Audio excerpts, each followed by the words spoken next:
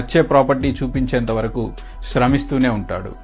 అదే మీరైతే మీకు తెలిసిన వాళ్ళకు తెలిసినాయో, మీ బంధువులకు తెలిసినాయో, మీ చుట్టుపక్కల వాళ్ళకు తెలిసినాయో చూస్తారు.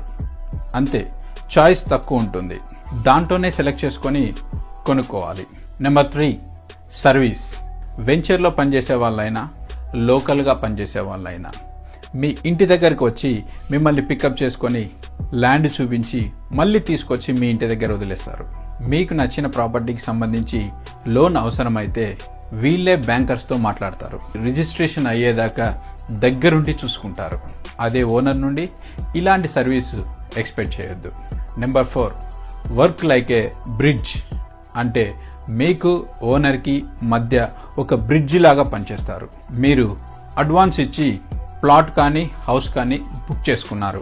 దాని తర్వాత రిజిస్ట్రేషన్ వరకు మీకు ఎన్నో డౌట్స్, అవి ఓనర్ మీద అనుమానం కావచ్చు, బిల్డర్ మీద కావచ్చు, ఆ ల్యాండ్కి సంబంధించి legal papers, link documents, layout permission letters ఇవన్నీ మీకు అందించడం కావచ్చు.